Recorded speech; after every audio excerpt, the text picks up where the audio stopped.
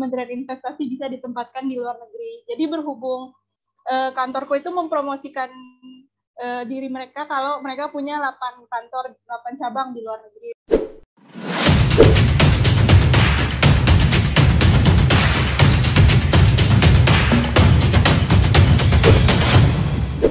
Halo Sobat Pentalks, berjumpa kembali pada Pentalks episode Kementerian Investasi. Nah, bagi kalian belum tahu, sesuai dengan namanya, Pentalks merupakan singkatan dari penempatan talks yang mana akan berisi obrolan-obrolan santai dengan para alumni PKN STAN yang akan membahas terkait dengan penempatan. Gimana sih pengalaman mereka selama ditempatkan di tempat tersebut, apa aja mereka dapatkan, dan banyak hal menarik lainnya. Namun, sebelum kita memulai obrolan seru kita, izinkan saya memperkenalkan diri karena tak kenal maka tak sayang. Perkenalkan, saya Jana Nasiru dari 3 Pajak 2019. Nah, di pentas kali ini saya ditemani oleh 3 kakak-kakak dari alumni PKN STAN. Ada Kak Onyx, ada Kak Dian, dan ada Kak Desya. Silahkan diperkenalkan dirinya dulu, Kak. Mulai dari Kak Onyx, silahkan.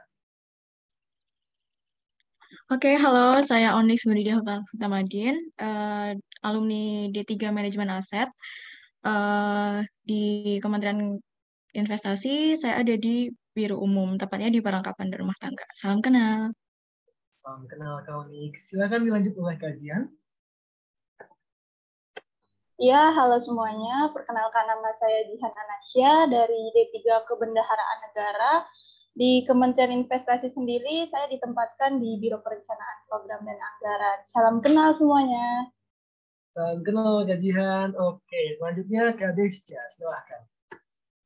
Halo semuanya, kenalin nama aku Desya, aku alumni D3 Akuntansi 2018, dan saat ini aku ditempatkan di Kementerian Investasi BKPM di unit kerja Inspektorat.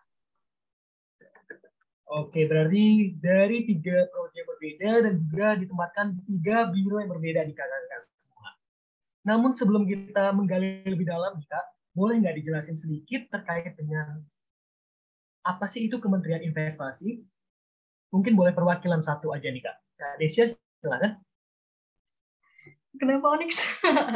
Ya, aku coba jelasin ya.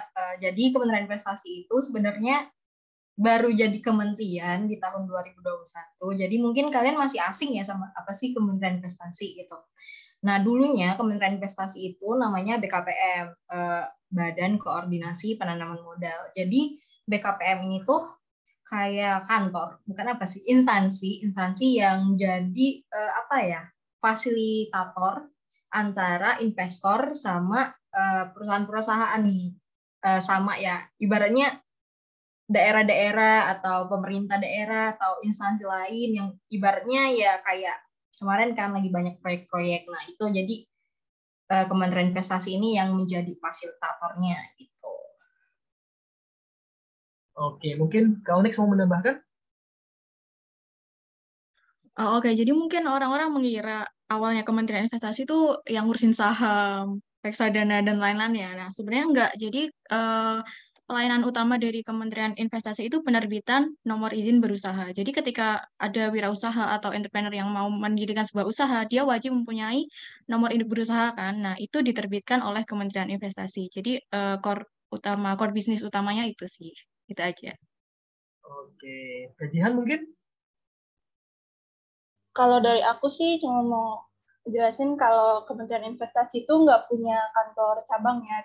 Dia tuh cuma ada di Jakarta Selatan aja di kantor ini. Cuman kita tuh sebagai bekerja juga dengan Pemda-Pemda seperti DPM, PTSP setiap daerah itu juga berada di bawah kita. Dia di antara Pemda dan kita untuk mengurus investasi-investasi di daerah. Ya itu aja sih kalau dari aku. Baik, makasih nih Kak Onyx, kajian dan juga Kak Desya. Kalau jujur saya juga pertama kali dengar Kementerian Investasi itu ngiranya kementerian yang berurusan dengan investasi-investasi kayak saham dan lain-lainnya. Ternyata kementerian ini core utamanya adalah penerbitan nomor izin usaha ya kakak. Nah, sebelum kita menuju terkait dengan pembahasan di Kementerian Investasi, boleh kita agak balik sedikit ke belakang nih Kak. Gimana sih awalnya kakak-kakak semua ini kok bisa menentukan pilihannya, kenapa bisa memilih Kementerian Investasi ini, atau memang awalnya nggak pilih, tapi ternyata ditempatkan di sini, boleh diceritain nggak Kak gimana tuh awalnya? Mulai dari Kak Onyx, silakan Kak. Aduh, kok aku dulu sih. Oke, jadi waktu itu ya, kan ada beberapa simulasi tuh dari angkatan, ada dari manajemen aset juga ada simulasi kan. Untuk menentukannya kan ada SKD sama IPK. Nah, kemudian setelah aku lihat-lihat nih, aku coba-coba nilaiku, aku masukin gitu kan ya. Nah, kayaknya dapat Kementerian Investasi ini yang paling aman sih. Jadi aku emang pilih Kementerian Investasi pilihan pertama. Kemudian pilihan keduanya kemarin aku apa ya? Andri kalau nggak salah. Dan ketiganya aku lupa sih gitu. Jadi emang pilihan pertama sih kalau aku gitu. Oh, berarti Sebenarnya dari awalnya udah tahu nih Kak tentang Kementerian Investasi sampai ditaruh di pilihan pertama. belum tahu juga. Belum tahu juga. Ya pas itu coba-coba aja terus baru baca-baca dan ternyata emang belum ada kantor vertikalnya ya. Jadi kayaknya aman juga, bukan yang perlu mutasi ke daerah-daerah gitu. Itu aku sebenarnya cari aman di situ juga sih. Karena kayaknya belum siap mental ya kalau misalnya harus penempatan di ujung pulau atau di mana gitu. Jadi aku pilih yang aman kayak Kementerian Investasi gitu sih. Oke, berarti karena pilihan pertama itu ditempatkan gara-gara nggak ada kantor vertikalnya nih. Nah, kalau boleh tahu Kementerian Investasi itu ditempatkan di mana ya Kak? Di Jakarta Selatan kantornya. Oh, Gatot. Jakarta Selatan. Iya, Jalan Gatot Subroto nomor 44. Kantornya ada di situ aja. Oke, makasih Kak Onyx. Sekarang kita beralih ke kajian. Boleh ceritakan kajian? Sebenarnya aku nggak jauh beda juga sih sama Onyx. Pilih Kementerian Investasi karena nggak siap ditempatkan di luar Pulau Jawa. Soalnya waktu MGTPS kan Kementerian Investasi bilang kalau kantor kita cuma satu di Jakarta, berhubung aku juga orang Jakarta, ya udah cari aman aja. Dan kebetulan waktu simulasi angkatan nilaiku emang aman di Kementerian Investasi dan juga tergiur dengan kata-kata Kementerian Investasi bisa ditempatkan di luar negeri. Jadi berhubung kantorku itu mempromosikan diri mereka kalau mereka punya 8 kantor, 8 cabang di luar negeri. Salah satunya ada London, Tokyo, Seoul, dan sekarang udah nambah di Beijing, China, sama di rencananya mau buka juga di Belanda. Jadi aku tergiur karena itu sih, pertama di pusat dan dia punya kantor cabang di luar negeri. Itu aja sih kalau aku. Menarik ya Kak. Jarang-jarang nih ada kementerian yang ditempatkan pegawainya di luar negeri nih. Iya. Kalau boleh tahu itu udah ada maksudnya udah ada yang ditempatkan di situ Kak atau gimana? Udah ada. Kita di 8 negara itu punya 2 perwakilan. Dan tetap jadi PNS, tapi cuman maksimal 3 tahun di setiap negaranya. Jadi setiap 3 tahun akan dipulangkan lagi ke Indonesia. Oh, berarti setiap 3 tahun itu akan ada pegawai baru yang ditempatkan di kantor cabang-cabang tersebut. Iya, setiap 3 tahun sekali. Dan ada tesnya untuk menempatkan di situ tuh ada tes-tes khususnya. Wah, menarik ya Kak. Iya. Oke, makasih Kak Jihan. Selanjutnya kita ke Desya. Kak Desya, apakah ada cerita lain nih? Bagaimana sampai menentukan pilihannya di Kementerian Investasi? Kalau aku apa ya? Kalau aku kan beda nih. Kalau Jihan kan dia emang orang Jakarta, pengen stay di Jakarta gitu. Kalau Onyx cari aman. Nah, kalau aku juga sebenarnya cari aman sih. Tapi kalau aku tuh bukan cari amannya di tempatnya, maksudnya pusat doang gitu-gitu. Aku enggak. Aku justru cari amannya di instansi. Karena jujur-jujuran aja, aku takut kalau misalnya milih yang apa ya, kayak nekat tuh, nanti aku kelempar. Dan kelemparnya tuh ke yang benar-benar aku nggak expect, aku nggak siap itu. Jadi makanya aku kayak ya udahlah, aku nggak mau milih yang muluk-muluk, aku kayak ya udah yang ya udah tergantung nilaiku, sadar diri ya. Jadi ya udah, aku kayak ya udah gitu pilih aja Kementerian Investasi karena kayaknya kalau aku lihat waktu angkatanku survei ya, Kementerian Investasi itu banyak yang naruhnya di pilihan 2 atau 3 gitu. Yang satunya dikit. Jadi kita sebenarnya kalau penempatan menurutku itu mainnya strategi gitu. Kita boleh pede, tapi kita tetap lagi kita harus memperhitungkan gimana ya kalau misalnya ini gimana ya kalau gitu sih kalau menurutku. Kalau yang lain ya sama kurang lebih kayak mereka juga kayak tergiur ada kantor luar negeri. Dan ya karena waktu kita KLPPS itu ya cuman dikit banget kantor yang menyebutkan kalau mereka tuh ada kantor perwakilan luar negeri, cuman kayak Kementerian Investasi, Kementerian Perdagangan kalau nggak salah, tapi Kementerian Perindustrian juga waktu itu ya, tapi mereka ngomongnya bakalan disebar. Jadi ya udah di blacklist gitu. Jadi udah makanya Kementerian Investasi yang aman-aman aja, yang kayak mereka juga kemarin mintanya jumlahnya lumayan ya, 20 orang ya mereka minta sebenarnya, tapi kita dikasihnya 15. Jadi ya udah, alhamdulillah gitu. Oh, berapa orang Kak dari stan yang masuk ke Kementerian Investasi? 15 kita. Oh, hanya 15 orang saja. Nah, Dari jurusan? dari macam-macam sih ya, ada manajemen aset, manajemen aset, ada kebendaharaan negara sama akuntansi. 3. Oh, tiga prodi itu. Nah, oke, makasih Kak Desya. Tadi kan kita udah dari Kak Onis, Kak Jihan, dan Kak Desya ini kan ngomongin terkait dengan nilai aman. Nah, mumpung kita Dananjaya lagi perankingan, itu boleh di-spill nggak Kak? Kalau misalnya nggak boleh juga dikasih gambaran sedikit aja. Kira-kira nilai aman untuk Kementerian Investasi ini dari tahun Kakak itu seperti apa sih Kak? Dari Kak Onik, silakan. Aduh, kalau IPK ya, IPK tuh aku rata-rata angkatan sih, bener-bener rata-rata. Jadi di tengah-tengah ya nilaiku, nggak atas juga nggak bawah. Jadi di tengah-tengah. Kalau SKD lumayan atas sih waktu itu. Kan angkatanku ada 121 atau iya 121. Nah, aku tuh kayak peringkat 1 sampai 20 kalau nggak salah ya.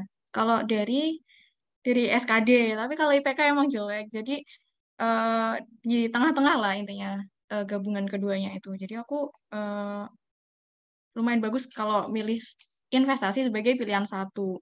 Nah, kalau investasi Kementerian Investasi jadi pilihan dua itu udah agak turun nilainya kan.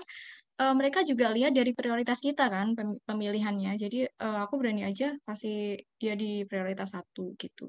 Kebetulan temanku yang manajemen aset satunya juga jadiin Kementerian Investasi di prioritas satu juga dan dia masuk gitu.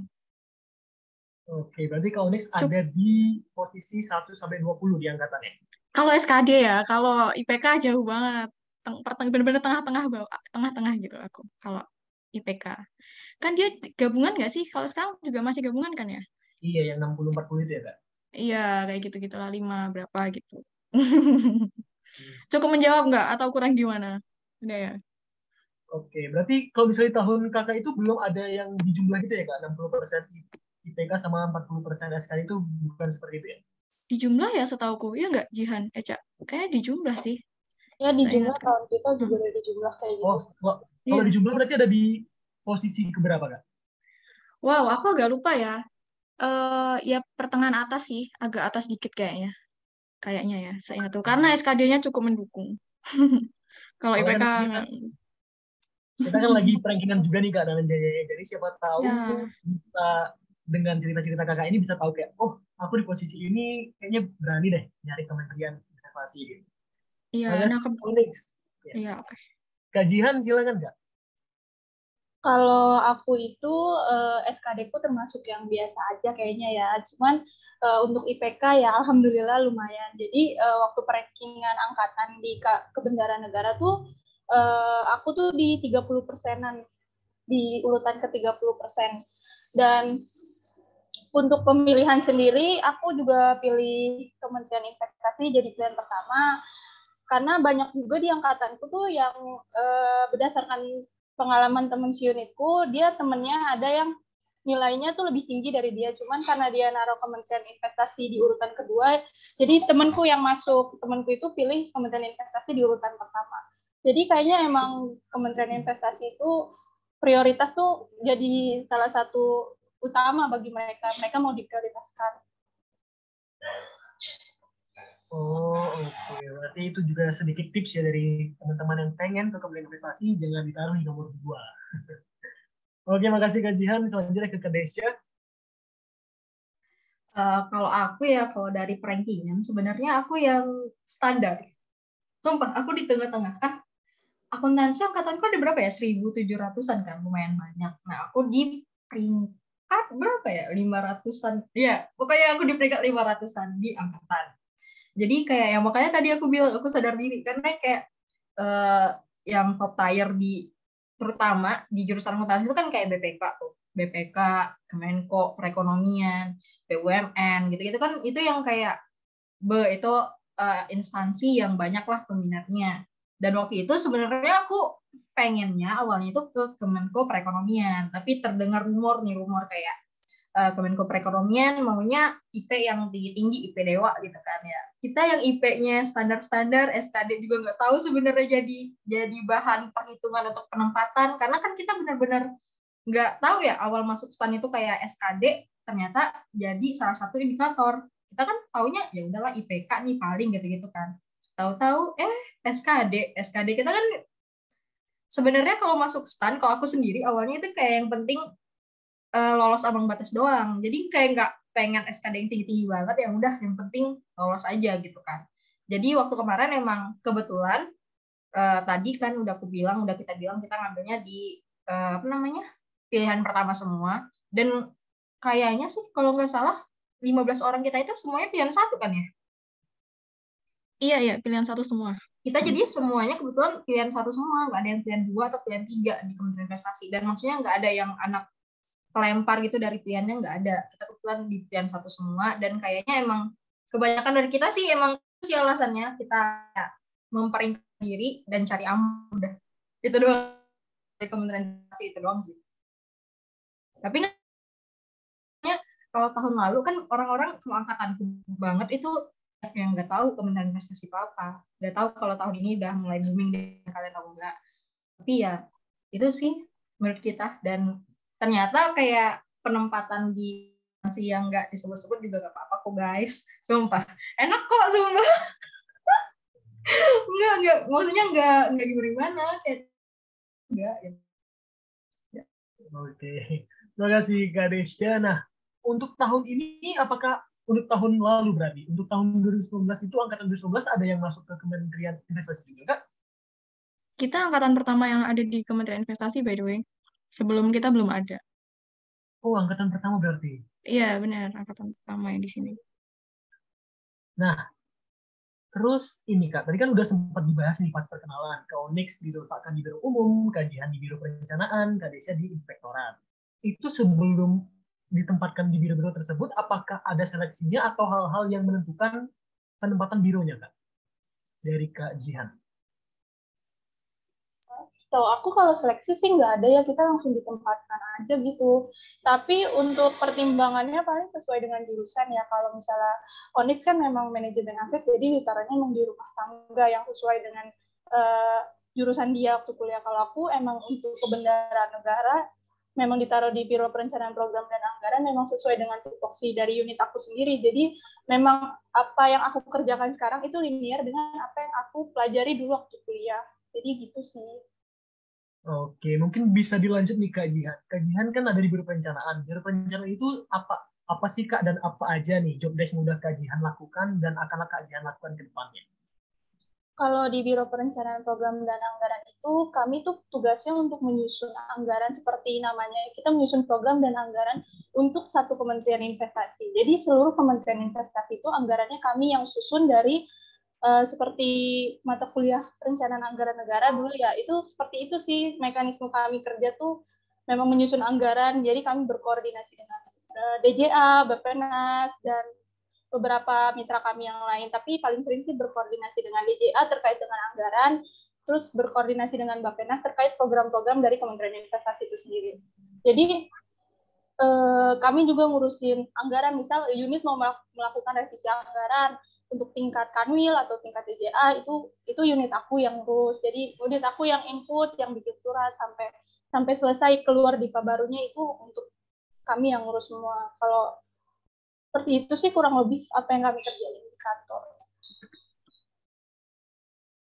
Oke, berarti lebih ke benar-benar sesuai dengan apa yang dipelajari dulu pas di kuliah itu benar-benar terrealisasikan di pekerjaan ini ya Kak? Ya, sesuai banget. Jadi memang ditempatkannya pas di bidangnya. Oke, makasih Kak Jihan. Sekarang ke Kak Desya, silakan Kak. Nah, kalau kita tuh sebenarnya di awal kemarin itu kayak kalau investasi kan kita terkategori lama ya kemarin masuknya. Terus masuk itu kita di kayak kasih pembekalan gitu sama semua unit, termasuk unit teknis. Nah, mereka sebenarnya unit teknis pun mereka ada yang minta alumni kita, maksudnya minta dari STAN. Apa ya? karena mungkin unit-unit yang kayak biro umum, BPPA gitu-gitu kan, itu masih yang perlu banget, jadi belum ke unit teknis di angkatan kita. Nah, kalau berkaitan sama penempatan unitnya itu, di awal KLPPES itu seingatku ya, Kementerian Investasi itu ada pernah bilang gitu, mereka minta 20 orang. 20 orang itu pengennya 5 emang di keuangan, 5 di inspektorat, terus ada juga yang manajemen ya tentang terkait manajemen keuangan, ada juga yang di anggaran gitu. Enggak, tiga. Inspektorat, keuangan, sama anggaran kalau nggak salah mereka mintanya. Nah, terus ya karena kita udah punya bayangan itu kan di awal masuk pas keterima, terus masuk kerja, masuk pertama kali ke kantor itu udah punya bayangan itu. Jadi kayaknya kita ber-15 tuh udah nothing tulus gitu loh, mau di unit manapun, kita kan yang penting mereka udah janjinya tuh bakalan ditempatin ya setidaknya yang kita berkaitan lah sama yang kita pelajari gitu kan, kuliah kayak keuangan, manajemen aset itu kan kita juga belajar dikit-dikit ya tentang misalnya keuangan publik gitu-gitu kan kita belajar lah dikit-dikit. Jadi kayak ya udah nggak apa-apa mau di mana aja kayaknya sih. Kalau menurutku dari kita ber-15 sudah nothing tulus.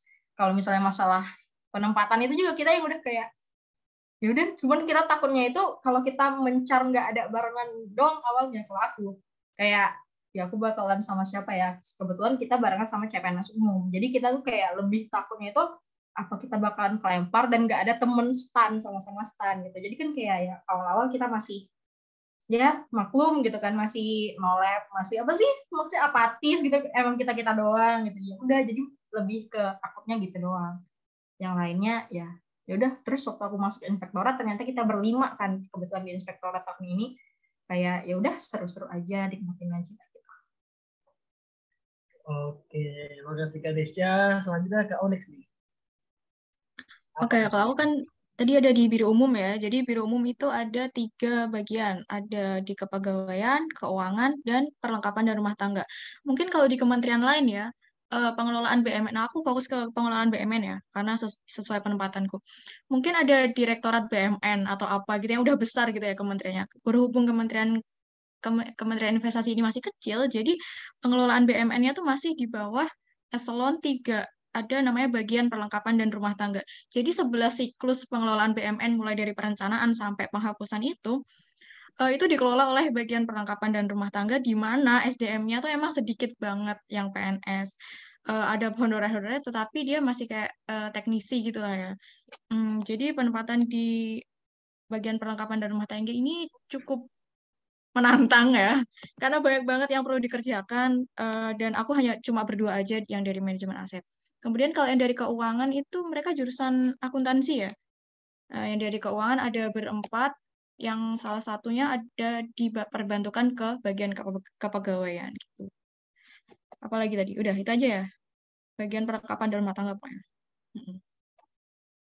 Oke, berarti ketiga biru-biru yang kakak tempati ini emang benar-benar sesuai dengan apa yang kakak pelajari saat kuliah dulu gitu, kayak bukan berarti penempatan itu random gitu kayak. Iya, sesuai banget kok kalau aku. Semuanya juga kayak sesuai ya. Tapi di tahun kakak itu hanya ada akuntansi, KBN, dan juga Mansep. Gitu ya, Kak?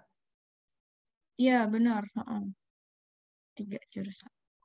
Makasih, Kak. Nah, selanjutnya nih, Kak. Jam kantor di Kementerian Investasi itu seperti apa sih, Kak? Mungkin boleh diwakili oleh Kak Jihan? Kalau jam kantor sih seperti biasa, masuknya tuh jam 7:30. Cuman ada flexi time sekarang, itu bisa masuk jam 10. Kalau absennya jam 7:30, pulangnya jam 4 ya. Iya kan ya? Kalau semakin lama masuknya dihitung mundur aja dari jam 7:30, misal masuk jam 8, berarti pulangnya jam 4, masuk jam 10, pulangnya jam 6, kayak gitu sih. Sama aja sama yang lain kayaknya. Oh, berarti pakai sistem fleksi itu, kayak? Iya, flexi time. Kalau terkait lembur ada nggak, Kak, lembur?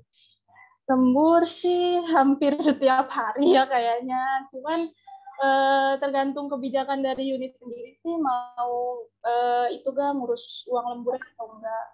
Tapi kalau bukan nakutin ya, di BPS ya kami hampir setiap hari lembur kayaknya.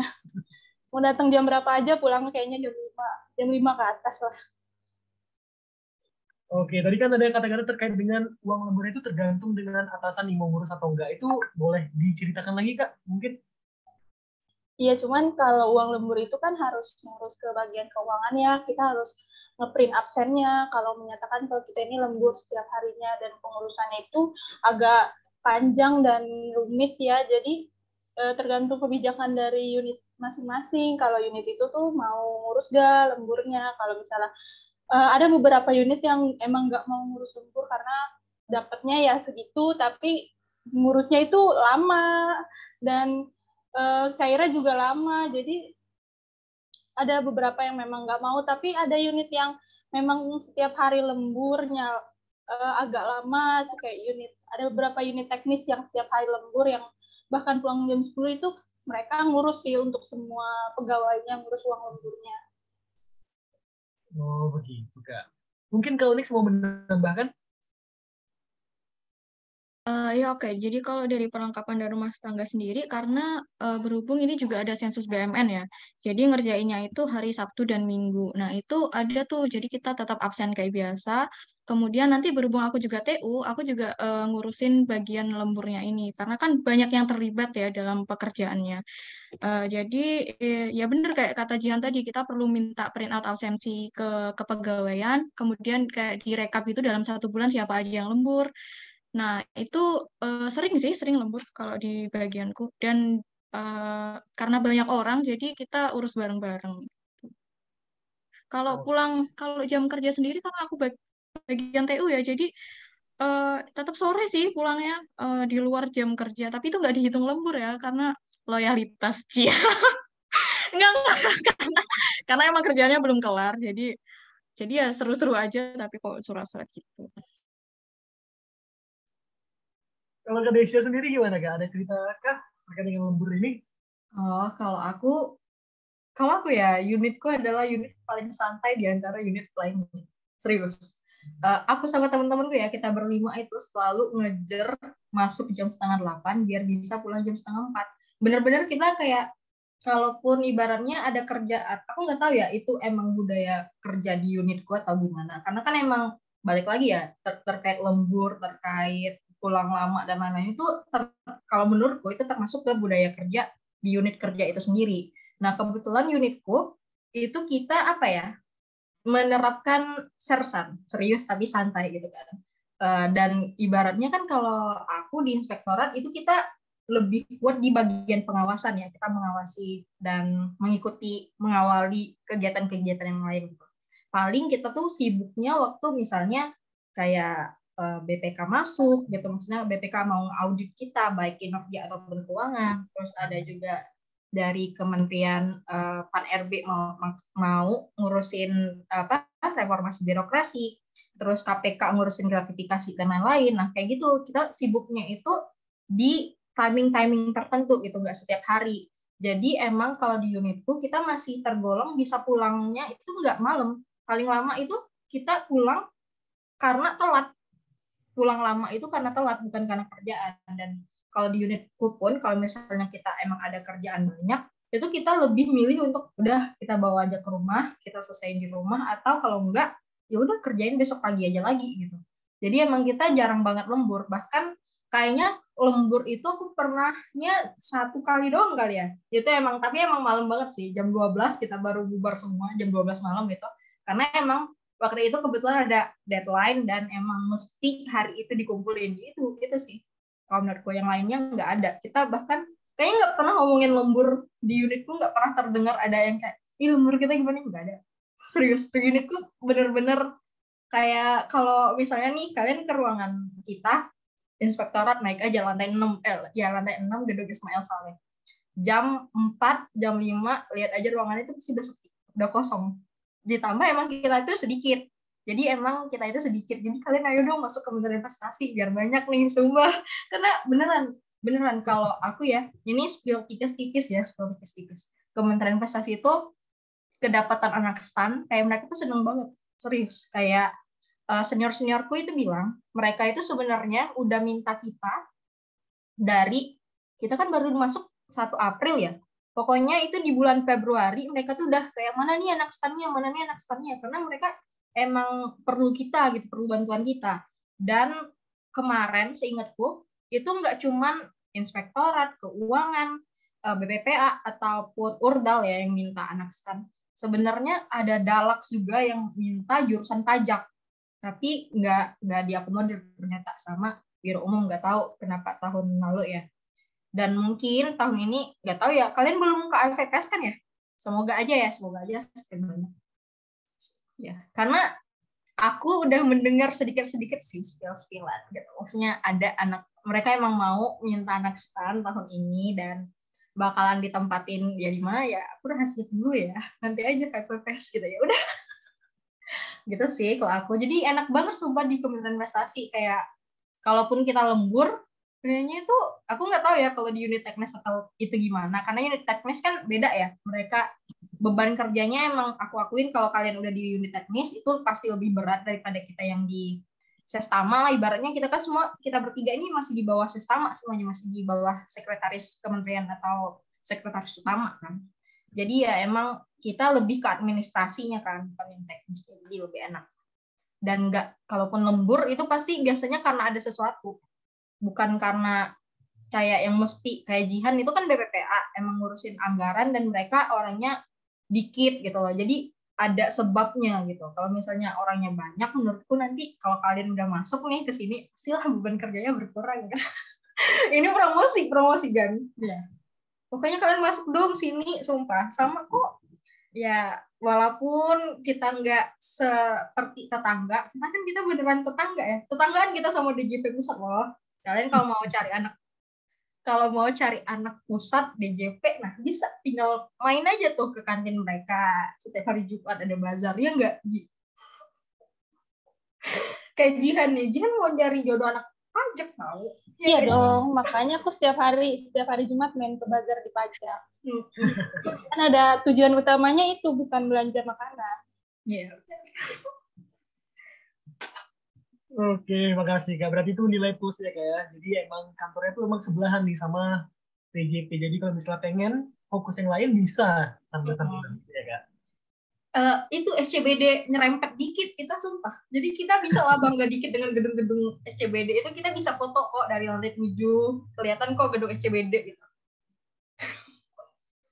Oke, makasih Kak. Nah, selanjutnya nih. Tadi juga mungkin udah disinggung nih terkait dengan lembur-lembur itu.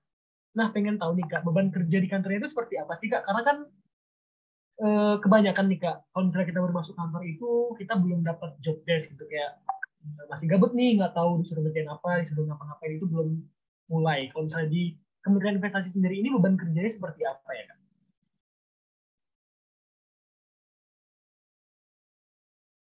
Nix jawab. Oh, sorry Kak. Boleh dari Kak Desya. Oh, Kak Desya dulu tuh. Kalau aku ya, beban kerjanya itu gimana ya? Kalau aku kebetulan, aku emang di inspektorat. Kalau di SKCPNS itu kan jabatannya udah auditor terampil. Tapi ada yang beda nih sama kantor kita. Maksudnya kita, aku sama teman-temanku yang di inspektorat itu belum bisa dianggap sebagai auditor sebenarnya. Jadi emang tupoksi kita saat ini itu masih sebagai pengadministrasi dan pengarsip dokumen audit. Tapi bukan berarti kita yang ngarsipin dokumen-dokumen doang, maksudnya yang fotokopi gitu-gitu, enggak. Kita juga diikutin, maksudnya kalau ada audit kita tuh diikutkan, tapi kita enggak yang, maksudnya kita yang bukan kita yang megang banget gitu loh. Kita masih diperbantukan doang gitu, masih bantu-bantu tipis-tipis gitu. Karena kan emang kalau kita jadi auditor itu kan mesti ada diklat dulu ya, dan kebetulan kan kita emang belum ada diklat karena kan masih laksar, masih juga C gitu kan. Jadi setelah ini kebetulan udah selesai laksar, rencananya baru bakalan didiklatin, baru bakalan diangkat nanti kemudian hari jadi auditor. Nah, terus kalau terkait beban kerja sendiri di unitku, kita ada sekarang itu personilnya ada 17 orang, termasuk sama pimpinannya 1 orang. Jadi ada 16 orang, 1 TU. Jadi yang beneran bakalan jadi auditor ibaratnya 15 orang. Nah, dari 15 orang ini kita itu udah dibagi per PIC, ada PIC namanya. Kita kebetulan ada 8 satker ya sekarang. Ya nggak, Ji? Bener nggak, Ji? 9 kurang. Ya, nah, 9. Nah, jadi kalau kayak aku tuh dibagi, aku yang megang PIC untuk kedeputian kerjasama, PIPM, sama promosi. Jadi yang berkaitan sama 3 satker ini itu menjadi tanggung jawab aku. Yang lainnya itu tanggung jawab yang lain. Nah, karena aku masih baru juga, masih C, jadi ibaratnya kalau di unit kerjaku ada yang namanya pengendali teknis, ketua tim, sama anggota tim. Nah, posisi kita sebagai auditor terampil nantinya itu karena kita D3 kan, itu masih sebagai anggota tim. Nah, sewaktu-waktu kalau kita udah naik jadi auditor muda atau auditor pertama, itu kita bisa jadi ketua tim gitu. Nah, terus jadi karena masih anggota tim dan masih ibaratnya anak bawang, beban kerjanya nggak terlalu yang gimana-gimana, tapi emang kadang kita itu rada hektik karena anak baru pertama, terus kan kita belum bisa itu. Jadi ya emang kalau emang diperbantukan untuk misalnya fotokopi, nge-scan dan lain-lain, itu bukan yang gimana-gimana kok guys, itu beneran emang harus dijalanin prosesnya.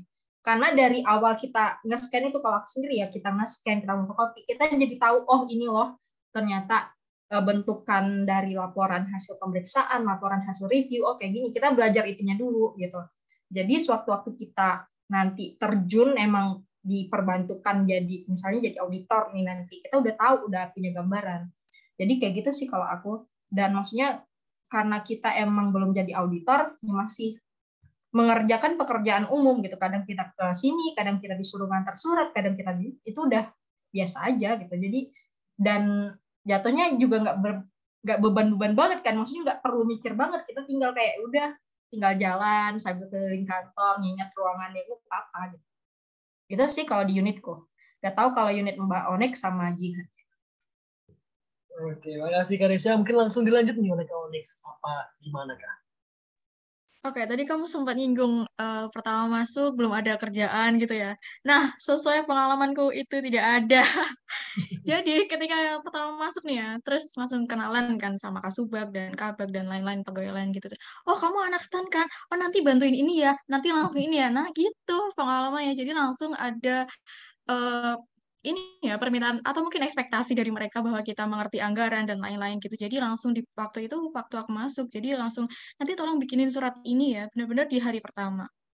Terus habis itu beberapa hari nanti belajar anggaran ini kamu udah pernah belajar ini kan, nanti bikin ini ya, nyusun ini kayak gitu. Jadi dari hari pertama langsung mereview deh tuh, mereview sempat kuliah apa, pelajaran apa gitu.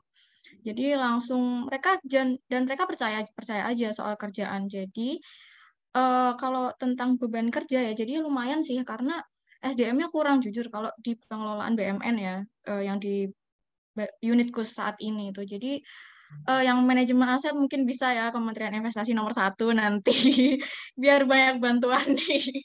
Seru banget. Jadi bakal diterapin tuh apa yang udah dipelajarin kemarin. Biar beban kerjanya juga tertolong gitu. Udah ya, cukup menjawab nggak sih? Atau kurang gimana nih? Udah. Cukup menjawab nih Kak Onyx. Berarti benar-benar dari Oke. pertama kali penempatan itu benar-benar namanya udah kerja langsung ya? Belajar dulu, kita dikasih waktu buat belajar sih sebenarnya nggak langsung kerja dan ini nggak kita tetap dikasih waktu buat belajar. Tapi ya sebenarnya iya sih kerja dari hari pertama. Oke, dari kalau dari unit. Oke, kalau Kak Jihan gimana Kak Jihan unitnya? Kalau aku sebenarnya sih nggak jauh beda sama Eca ya, semua dimulai dari bawah dulu. Jadi tuh awal-awal kita nggak langsung dikasih kerjaan kayak Onik, karena ngurus anggaran itu kan, anggaran satu kementerian tuh kan nggak gampang ya. Takutnya kita masih baru, kalau dikasih tanggung jawab yang berat tuh ada kesalahan, waduh berabe tuh satu kementerian anggarannya. Jadi itu ya awal-awal sama sih, kita disuruh print, fotokopi, ngasih surat, katanya tuh sana kenalan dulu sama PPK di unit teknis. Jadi nanti tuh kalau ada urusan anggaran itu kan kami berkoordinasi dengan PPK di setiap unit ya, misalnya di unit perencanaan atau di unit apa, kita suruh akrab dulu sama PPK dan PUTU unit teknis agar suatu saat kalau ngirim nodin tuh jadi gampang mintanya. Jujur aja BPPA tuh salah satu unit yang paling sering ngirim nodin dan deadline-nya itu sangat cepat karena bukan kita yang mau sih sebenarnya. Cuman di BPPA ini kan berkoordinasi dengan mitra-mitra di luar kantor kan, seperti DJA dan Bappenas, dan permintaan dari DJA dan Bappenas sendiri itu tuh sangat cepat. Jadi kita minta ke unitnya juga cepat, dan unit ini tuh banyak jadi yang sebel gitu. BPPA nih ngirim nodin mulu, malam-malam ngirim nodin, pagi ngirim nodin lagi, deadline-nya cuma sehari 2 hari. Sebenarnya bukan kita yang mau ya kan, DJA atau Bappenasnya yang minta kita cepet-cepet, kan kita juga bingung mau gimana kan, cuma sebagai perantara. Tapi makin lama makin kesini sih kita kalau di unit aku udah dikasih ini sih, maksudnya dikasih kepercayaan seperti melakukan revisi anggaran, input RKKL di aplikasi Sakti. Jadi teman-teman Sakti itu sangat berguna ya kalau masuk BPPA. Itu sangat dipakai. Selain Sakti itu kita juga pakai satu DJA, terus ada Imonef, Smart, aplikasi-aplikasi seperti itu tuh sangat amat dipakai karena itu emang yang kita lakukan. Dan untuk sekarang ya udah mulai dilibatkan dalam seperti penyusunan anggaran, dan mulai dari pagu indikatif, pagu anggaran, sampai dengan minggu depan kita akan melaksanakan review TOR RAB terkait dengan pagu alokasi bersama inspektorat juga rencananya mulai hari Senin. Jadi beban kerjanya sih lumayan banyak dan dinamis gitu sih, dinamisnya karena deadline-nya tuh sangat amat mepet ya. Terus BPPS sendiri juga kan ngurus diberi tanggung jawab sama Pak Sekretaris Menteri itu untuk mengurus rapat kerja dengan DPR. Jadi kita juga sering tuh berhubungan dengan DPR, terutama Komisi 6 yang berkoordinasi dengan kita tuh Komisi 6 DPR kan. Jadi seringlah rapat-rapat dengan DPR, dan setiap ada rapat dengan DPR tuh udah dipastikan BPPA akan lembur sampai malam karena harus mengurus bahan. Dan setelah rapat juga kami harus mengurus jawaban pertanyaan-pertanyaan, dan itu juga memakan waktu. Jadi BPPA tuh sebenarnya kekurangan orang banget ya, terutama kekurangan orang pegawai yang laki-laki.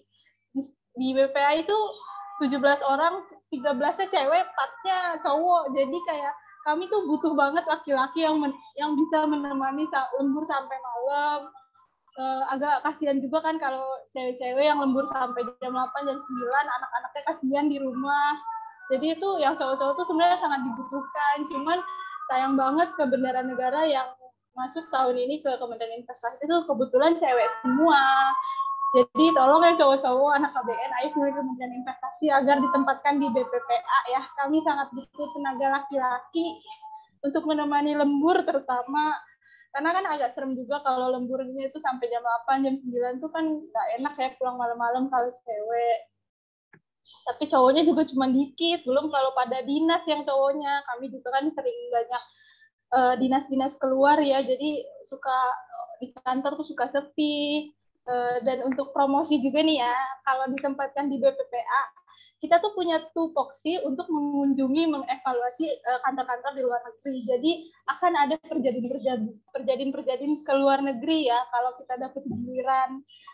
Tapi pasti dapat giliran kalau nggak kali ke BPPA. Jadi ya, tolong pilih Kementerian Investasi. Ya itu saja kayaknya dari aku sih.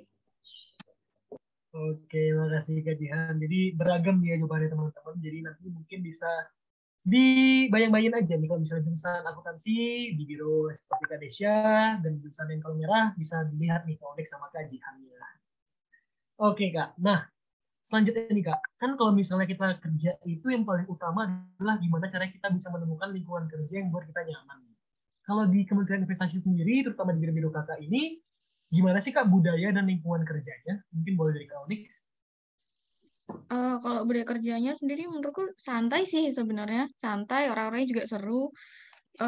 Dan kalau kebetulan di rumah tangga, di bagian perlengkapan rumah tangga sendiri sebenarnya kan ada flexi time ya, tapi bapak-bapak dan ibu-ibu itu sering berangkatnya tetap pagi. Jadi aku juga menyesuaikan ya sebagai anak baru itu. Jadi berangkatnya tetap jam 6:30 udah di kantor dan pulangnya ya 3:30 atau mungkin lebih gitu. Eh, seru, seru sih sebenarnya.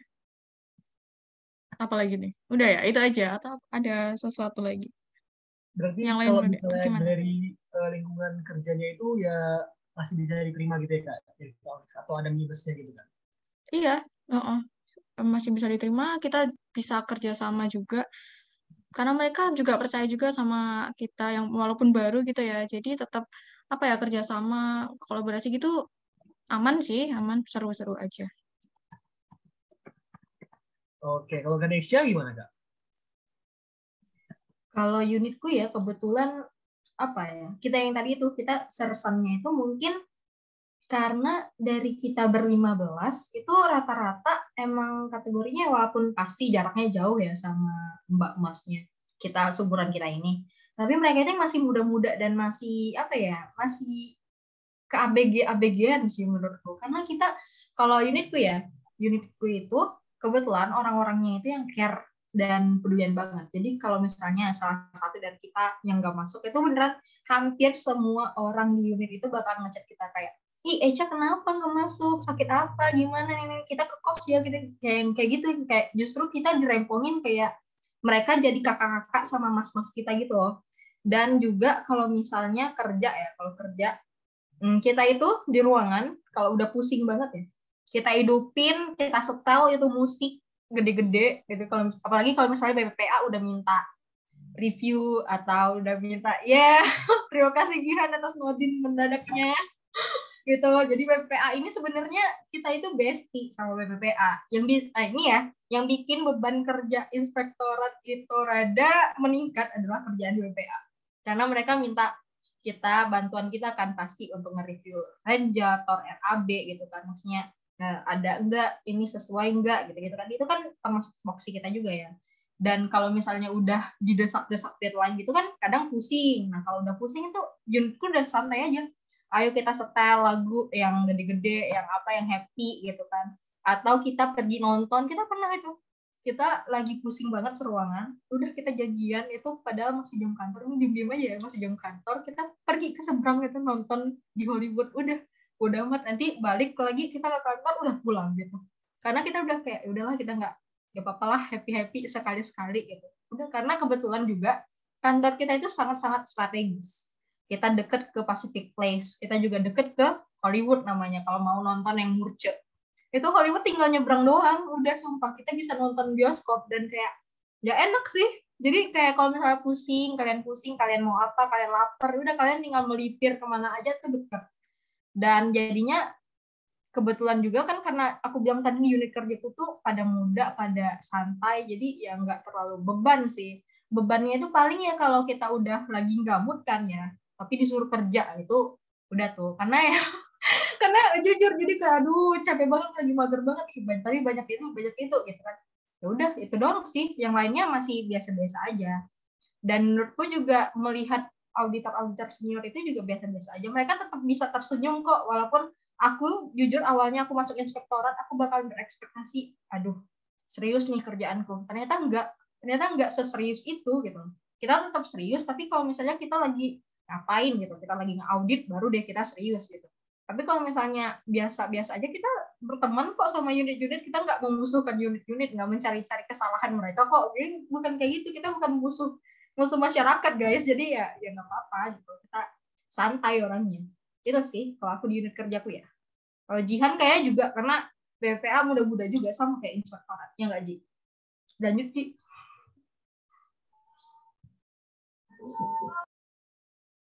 Ini lanjut langsung ke aku atau gimana nih? Silakan Kak Jihan. Kalau di BPA tuh yang kayak yang Echa bilang ya masih muda sih rata-rata ya. Cuman karena kita cewek semua, itu lingkungannya tuh bener-bener BPPA tuh berisik. Jadi tuh suara kita ngobrol tuh kebetulan BPPA itu tuh masih satu ruangan. Dia tuh satu ruangan ada 2 unit. Satu BPPA, Biro Perencanaan, satunya Pusdiklat. Kalau BPPA itu karena mostly orangnya cewek ya, 13 personil itu cewek semua, dan yang belum nikah juga cuma sedikit, lebihnya ibu-ibu, dan jadi tuh berisik banget. Tapi jujur asik banget di BPPA itu, kita kompak banget. Setiap ada kosong atau pimpinan lagi dinas, jadi kan ruangan tuh nggak ada pimpinan kan, jadi kita semua tuh makan siang melipir ke Pacific Place atau kemana. Jadi jujur aja aku bersyukur banget sih ditempatin di BPPA, karena kalau sampai saat ini tuh aku yang termuda di BPPA. Mereka tuh ngelihat kami tuh yang di BPPA kayak adik, tapi perlakuannya kayak temen gitu. Jadi kayak seru-seru sih, jujur mereka tuh nggak mandang umur, kayak yaudah ayo mainnya ke sini, ayo, daripada ini nggak ada pimpinan kan, ayo kita main kemana, makan di mana. Untuk di samping karena mungkin kita tuh rata-rata kalau lagi ya stres tuh karena beban kerjanya banyak ya, karena mitra-mitra kami kayak DJA, Bappenas tuh kan nggak mau ini ya, nggak mau mengerti loh kalau kami lagi banyak kerjaan tuh. Ya pokoknya kami mau minta data sekarang, ya udah sekarang kita harus minta ke unit. Nanti unitnya marah-marah, Bappenas atau DJA-nya atau Kemendagri juga kadang-kadang minta. Bahkan kantor staf presiden juga suka minta data. Itu kan unit kan nggak tahu ya kalau misalnya kita didesak dari mereka, unitnya juga marah-marah karena diburu-buru. Kami yang ada di tengah-tengah juga kayak bingung gimana, orang kita di tengah-tengah posisinya. Ya di samping lingkungan kerja yang beban kerja yang dinamis itu sih, all out di BPPA tuh asik banget orang-orangnya. Jadi kita nggak terlalu stres. Jadi kalau ada luang dikit ya gitu main-main sih. Tanya aja Eca, ruangan BPPA tuh selalu rame ya. Ibu-ibu tuh ngomongnya berisik dah, sampai keluar ruangan tuh kedengeran. Gitu aja sih kalau dari aku. Oke. Emang berapa lantai Kak kantornya Kak? 8 ya. Kalau berapa BPPA lantai? sendiri tuh di lantai 3. Kalau Urdal lantai 1 ya nih. Kalau inspektorat lantai 6. Berarti masih bisa lah ya bikin story yang ala-ala gitu dari 8. Ya kok. Masih bagus kok kantor kami. Walaupun kalau di sebelahnya dibandingkan dengan sebelahnya, ya kan, ya kebanting sih. Cuman ya masih bisa lah. Oke, makasih Kak. Nah, tadi kan kita udah bahas nih Kak terkait dengan beban kerjanya, terkait dengan lingkungannya seperti apa. Nah, tapi kan ada satu hal nih Kak, satu hal yang menjadi tujuan, salah satu tujuan dari anak-anak STANIKA untuk membeli penempatan, yaitu penghasilan. Nah, kalau boleh di-sharing nih Kak, apa aja sih Kak komponen penghasilannya dari Kak Unik? Silakan. Aduh, aku dulu ya. Tentu satu gaji pokok, terus tunjangan kinerja, tunjangan makan ya.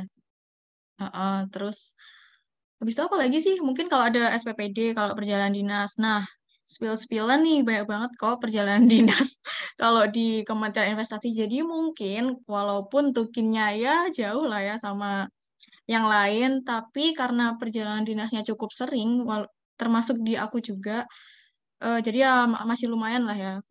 Terus kalau di aku kan pengelola barang persediaan dan BMN ya. Masukan itu ada grade ya untuk tukin, grade atau apa ya, tingkat 1, jabatan 1, 2, 3, 4. Nah, kalau aku masuk ke yang ke-7. Dan tukinnya full 100% nggak sih kalau kita tuh kan kalau kementerian lain kayaknya masih ada yang 80% berdasarkan RB itu ya. Nah, kalau di Kementerian Investasi sendiri udah 100% sih, lumayan. Itu aja deh kayaknya. Kalau aku mungkin ditambahin teman-teman nih yang lebih ngerti. Oke, silakan Kak Desya ditambahin, mungkin bisa di-spill nominalnya nih Kak. Wow. Nggak, nominal kita itu maksudnya cukup untuk hidup di Jakarta kalau misalnya kita jadi lekos ya. Tukin kita berapa ya? Kita 3,5 3,5 sekian. 3,5. Dan maksudnya dan cairnya alhamdulillah nih teman-teman kita yang di keuangan tuh sangat-sangat membantu. Cairnya tuh tepat waktu, beneran tring kita tinggal cek aja tuh, oh udah masuk gitu. Terus kalau gapok standar lah 2C 1,8 sekarang karena masih 80% ya. Terus juga uang makan itu ya tergantung kita masuknya berapa lama jadi dan berapa banyak ST gitu. Semakin banyak ST, semakin dikit uang makan. Tapi uang SPPD biasanya semakin banyak gitu. Jadi ada apa ya? Kayak sebab akibatnya lah gitu. Jadi kalau uang makan sedikit itu biasanya karena ST-nya banyak. Tapi SPPD-nya juga banyak gitu. Nah, terus kalau uang makan berarti kan itu biasa tentatif ya, tergantung. Sama kalau tanggal merah ada libur gitu-gitu kan itu juga semakin mendikitkan hari kerja kita kan. Jadi ya itu juga salah satu yang mempengaruhi. Terus kalau di aku sendiri itu sebenarnya karena kita udah fungsional ya, seharusnya itu ada tunjangan fungsional gitu. Kalau aku ada tunjangan fungsional auditor sebenarnya. Nah, tapi karena aku sama teman-teman yang berempat lainnya itu kan belum jadi auditor ya kalau misalnya di kantor. Jadi kita belum dapat tuh tunjangan itu. Terus apa ya lagi? Kalau BPJS ya udah dipotong. Kalau misalnya apa ya lagi ya? SPPD sih sebenarnya. SPPD itu jadi ibaratnya jadi penghasilan sampingan sebenarnya. Karena itu beneran menunjang sih. Kadang bisa mungkin kalau aku kategori unitku kita jarang perjadin guys, nggak kayak PPA yang rapat di luar kantor terus gitu. Kalau unitku jarang banget gitu. Kalau kita kan lebih ke ada event-event atau momen-momen tertentu doang yang kita perlu rapat di luar baru kita rapat gitu. Kalau misalnya yang lain ya, tapi enaknya di Kementerian Investasi kayaknya hampir setiap hari ada rapat. Jadi hampir setiap hari ada makanan yang datang ke ruangan kita atau untuk kita. Jadi biasanya uang untuk makan itu sangat-sangat bisa dihemat. Dan maksudnya makanan yang kita dapat tuh justru yang lebih enak gitu guys, daripada kita beli sendiri gitu. Jadi ya gitu sih, enak sih di Kementerian Investasi, nggak terlalu kecil kok guys gajinya. Tapi jangan dibandingkan sama kantor sebelahnya. Kalau sama kantor sebelah ya kita ya gimana ya, kalau kalian pernah baca pokoknya di Twitter, pasti kita anak Twitter banget ya semuanya. Ada yang top tier gitu, kita ada di tier ketiga kalau nggak salah. Sama kayak BUMN atau apa, pokoknya di grade itu nggak, yang bukan yang rendah banget gitu sih, di tengah-tengah. Dia ada 5 kalau nggak salah tiernya, kita di ketiga kita. Oke. Dari Kak Jihan mungkin bisa dilanjutkan. Jadi sebulan itu bisa ngantongin berapa nih Kak, kalau boleh lebih spill?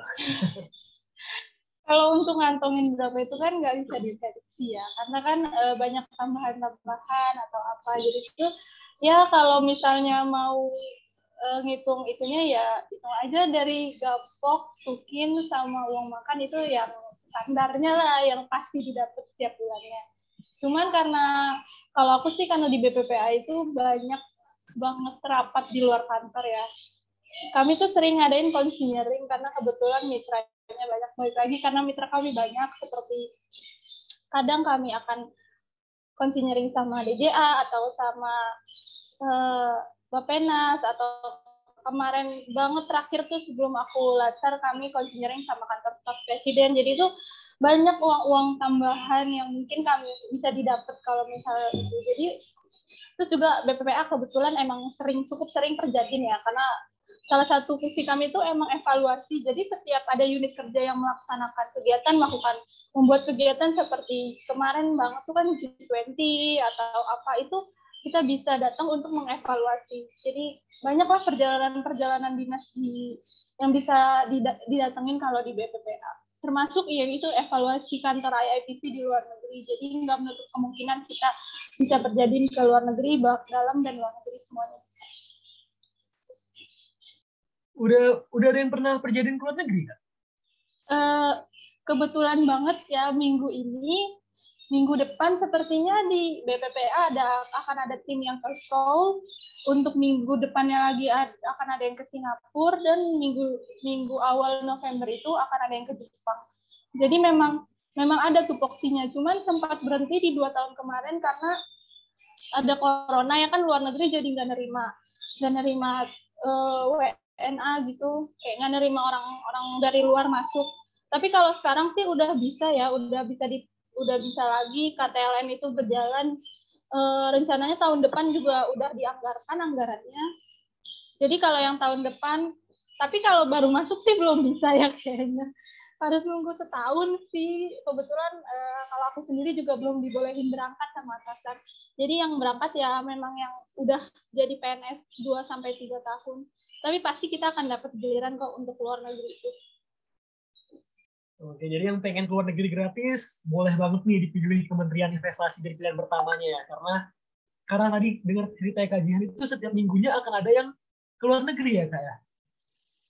Enggak setiap minggu sih, cuma setahun sekali ya. Tapi kebetulan diadakannya itu memang di bulan ini, jadi berangkatnya setiap minggu ada yang berangkat. Tapi setahun sekali pasti dapat kok. Kalau memang lagi naik anggarannya bisa setahun 2 kali, tergantung anggaran yang kita dapat sih. Oke, makasih Kak. Tadi kan kita udah bahas gaji nih Kak. Selain gaji kan juga ada nih fasilitas kantor. Dari Kementerian Investasi ini fasilitas kantor apa aja sih Kak yang didapatkan? Boleh dari Kak Kadesya. Kalau fasilitas kantor itu sebenarnya di kantor kita ada gym untuk dipakai kalau misalnya kalian suka olahraga, itu bebas sih dipakainya ya. Kadang tapi senior itu suka di pagi-pagi banget sebelum masuk kantor atau sore waktu habis balik kantor. Terus kita juga ada lapangan apa sih Ci, yang di atas ya? Nix apa sih di rooftop itu?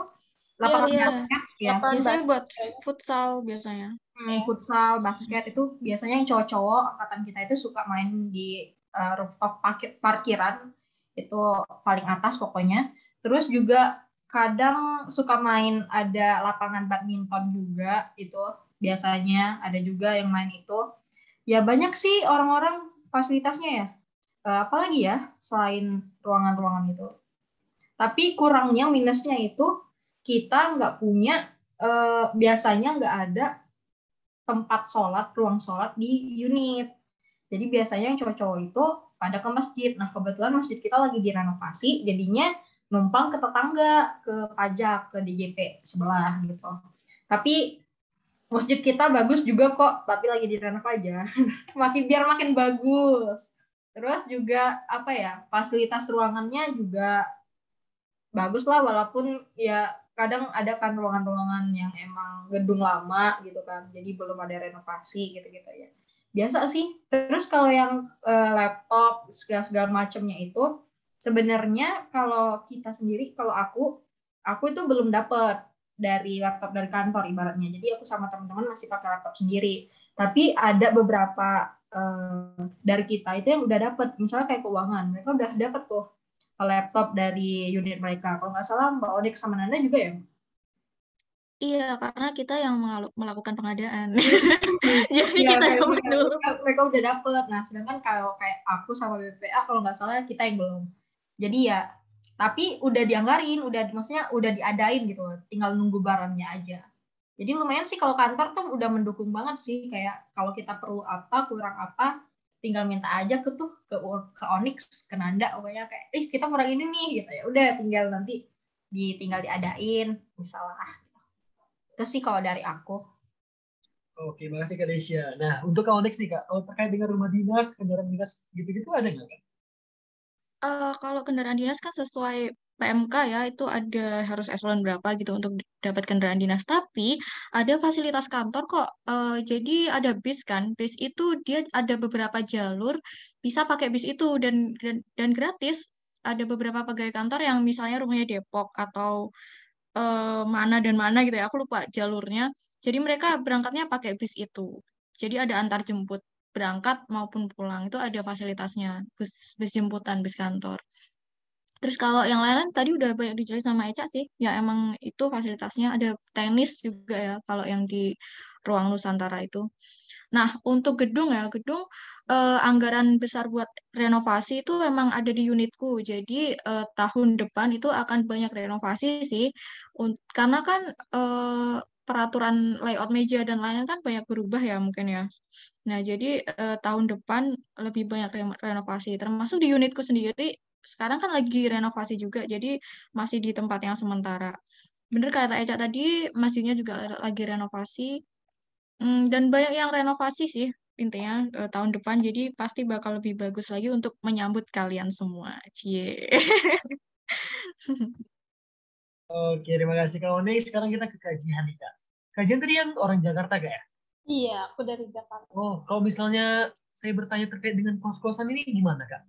Bagi yang mereka yang tidak di Jakarta, itu tinggalnya di mana, rentang kos-kosannya itu gimana Kak? Kalau kos-kosan tuh kayaknya ada baiknya hanya Onyx sama Eca aja. Soalnya Oh, kebetulan aku nggak ngekos. Jadi nggak tahu harga kos-kosan di daerah boleh sana Kak tuh. Onyx. Iya, Esa dulu kali ya. Aduh, gimana nih? Bebas, Pokoknya bebas. eh kos kalau yang deket tuh kan di Jaksel ya. Eca di mana? Jaksel juga kan ya di mana tuh? Enggak. Aku Oh enggak, di Jakbar Mas. jadinya. Oh masuk Jakbar. Kalau aku kebetulan cari yang deket kan sama Nanda. Jadi ada di Setiabudi. Ya boleh dilihat lah di Mami Kos. Emang agak lebih naik ya harganya daripada Jakpus, agak selisih lah. Ya itu. Coba Eca dulu deh. Boleh Kak Desya. Sebenarnya kalau menurut aku tuh kos itu referensi ya. Maksudnya preferensi orang kan beda-beda kan. Kalian tergantung mau nyari kos yang kayak gimana. Kalau setahu aku itu eh, banyak kos murah kalau misalnya emang yang kalian mau, misalnya kayak nggak pakai AC, cuman terus kamar mandi mungkin di luar gitu kan. Itu kan preferensi orang lagi ya. Ada kok masih rentangan sejutaan 1,3-an gitu di Pancoran, daerah Pancoran atau daerah Mampang tuh masih dapet. Soalnya temen aku ada kok yang di situ gitu kan. Nah, tapi kalau aku pribadi kan kayak preferensi biasalah cewek ya, kayak maunya kamar mandi dalam gitu. Terus pengennya yang nggak apa namanya, nggak sumpek, nggak pengap gitu-gitu. Jadi pakai AC misalnya gitu-gitu. Itu ya lumayan sekitaran, kalau kita apa ya? Kalau nggak salah ada juga kok yang masih 1,6 ya. Kalau dibandingin sama kos-kosan di Bintaro ya lumayan lah ya. Dengan kosan di Bintaro sekarang 1 jutaan gitu-gitu kan. Ya maklum juga sih kalau aku ya, karena emang nyari kosnya yang begitu, jadi ya sesuai lah harganya, emang sekitar 1,6-an sampai 2 jutaan lah gitu. Kalau di daerah situ ya. Dan kebetulan juga enaknya kantor kita itu deket banget sama halte busway. Jadi kalian kalaupun ngekosnya rada jauh ataupun PP-nya kayak Jihan tuh, Jihan dari Priuk ya, itu masih enak banget pakai transportasi umum, walaupun ya minusnya macet gitu-gitu kan kalau kita terlalu jauh gitu. Nah itu juga enak banget, serius. Jadi ini kantor, nah depannya banget itu halte busway, tapi sekarang lagi di itu sih, lagi apa, revitalisasi. Jadi emang nggak ada gitu yang di depan, lagi diperbaiki. Nah kalau misalnya ada, banyak kok temanku yang ada dari apa namanya, Salemba naik busway gitu, dari Cawang naik busway banyak. Dan apa namanya, nggak mesti yang deket-deket, dan jadi emang tergantung kalian mau yang deket tapi mahal, atau yang udah nggak apa-apa rada jauh tapi ya masih affordable lah, di kantong masih bisa banyak settingnya gitu kan. Ada juga teman kita si Kopul, kalau kalian tahu Musa Kopul kan, ketua angkatan kita dulu, itu dia dari Bintaro PP gitu, tiap hari naik motor. Tergantung kalian juga. Ada juga temen yang dari Bintaro tapi naik KRL, dari KRL dia terus pindah ke busway. Jadi banyak banget transportasinya, dan apa namanya, akomodasinya deket situ tuh enak banget sih kalau menurut aku. Tapi karena kita deket sama SCBD, kalau kalian emang nyari yang sejengkal dari kantor, itu harganya harga-harga sultan gitu ya, kayak 3 juta gitu. Kayak udah itu nggak worth it menurutku. Jadi better kalian jangan di belakang kantor. Itu saran dari aku kalau masalah kosan. Kecuali emang kalian mau ya nggak apa-apa sih. Tapi kalau dari aku mending rada jauh dikit nggak apa-apa, daerah Mampang, daerah Tendean atau daerah Senop sana-sana gitu. Tapi bukan di Senopatinya ya, maksudnya pinggir-pinggir Senopati lah gitu. Jangan di Senopatinya, karena kalau Senopati ya lumayan juga kan. Jadi ya gitu sih. Terus ada juga kok teman kita, Vini, kalau nggak salah satu teman kita tuh juga di seberang banget sih, nyebrang, tinggal naik apa sih namanya, JPO, terus turun, terus deket 1,7 kalau nggak salah kosnya. Itu udah kamar mandi dalam, AC tuh. Terus kamarnya luas juga. Itu sih. Jadi ya emang tergantung kalian lagi mau nyarinya gimana. Itu kalau terkait kos-kosan. Oke, berarti sama aja kayak kita di stand tuh kayak lah. Banyak ada pilihannya tergantung dari referensi sendiri. Yang jelas harga rentangnya itu bervariasi nih Kak, tergantung dari kita ya, kemampuan kita semana gitu ya Kak. Ya benar. Kalau emang mau murah, sebenarnya enaknya ada salah satu temanku itu yang udah mau ngontrak bareng. Jadi itu kayaknya hitungannya lebih murah sih. Kalau misalnya mungkin suatu saat nanti tahun depan kalian eh, rame cowoknya atau rame ceweknya, terus dari rata-rata dari luar daerah semua mau kontrak gitu. Itu biasanya hitungannya bakalan lebih murah sih daripada kita ngekos sendiri-sendiri gitu sih. Oke. Nah, tadi kan udah dibilang nih Kak, kalau misalnya angkatan Kakak ini merupakan angkatan pertama kali yang ditempatkan di Kementerian Investasi. Nah, terkait dengan jenjang karirnya sendiri itu apakah sudah ada bayangan Kak atau gimana Kak? Boleh dijawab dari Kak Jihan? Kalau jenjang karir sih paling nanti kita masuk ke jabatan fungsional ya, karena kan struktural cuma sisa eselon 2 sama eselon 1 aja ya. Kalau di BPPA itu strukturalnya jadi analis anggaran, muda atau muda kayaknya ya. Muda atau muda dulu sih, setahu aku tuh lupa. Tapi itu kayaknya harus sekolah dulu, minimal itu S1. S1 tuh kita bisa S1 setelah 1 tahun PNS. kalau dihitung dari awal masuk tuh berarti 2 tahun setelah kerja itu bisa ikut izin belajar. Izin belajar itu kita biaya sendiri karena belum tersedia beasiswa ya dari kantor. Tapi untuk kalau kita nyoba nih iseng masuk sebelum 2 tahun itu nggak bakal diakuin nanti ijazahnya. Jadi harus setelah 1 tahun setelah PNS itu 2 tahun kerja. Untuk jenjang karir tuh di Kementerian Investasi ini termasuk cepet ya, karena tuh banyak yang pejabat-pejabat seperti eselon 4, eselon 3-nya itu hitungannya udah masih di umur yang cukup muda untuk menduduki posisi itu tuh udah istilahnya udah masuk ke eselon 4 gitu-gitu. Jadi untuk jenjang karir itu termasuk cepat dibandingkan dengan instansi-instansi lain ya, karena kebetulan kami juga orangnya kurang, karena kurang orang itulah kita jadi cepat naiknya. Jadi kalau yang memang berambisi ingin jadi pejabat secepat mungkin ya bisa pilih di kantor kita ya. Tersedia banyak kursi yang bisa diduduki. Ya itu aja sih. Berarti setiap biro itu beda-beda ya Kak, jenjang karirnya Kak ya? Iya, beda-beda. Apakah ada kemungkinan lintas biro gitu Kak? Tentu bisa sih. Untuk lintas biro bisa banget. Jadi naik ke posisi pejabat itu tergantung yang kosongnya di unit apa. Misal belum lama itu kasusnya kalau di BPPA itu ada pegawai yang naik ke jadi kepala seksi di deputi promosi. Dia naiknya ke deputi promosi. Jadi pindah unit kerja dari unit assessment ke unit teknis. Bisa juga kalau misal dari unit teknis, kalau BPPA ada kebetulan yang kosong untuk jabatan kepala seksinya bisa masuk ke BPPA. Jadi tergantung yang kosong aja sih, nggak memandang harus naiknya di BPPA juga, enggak. Di yang kosong aja. Oke. Boleh dilanjut ke Onyx, silakan. Kalau untuk jenjang karir ya, benar tadi kata Jihan bisa kok lintas biro bahkan ya. Jadi dulu ada atasanku, dia sekarang di Kasubag rumah tangga, sebelumnya ada di protokol. Nah emang kan seperti kita tahu juga ya ada fungsional, ada struktural. Nah untuk pengelola BMN sendiri kayaknya lebih ke fungsional ya. Mungkin nanti setelah melanjutkan pendidikan ada penyertaraan. Terus juga ada bendahara kan tiap unit gitu. Nah, itu bisa tuh Jafung bendahara kayak gitu-gitu.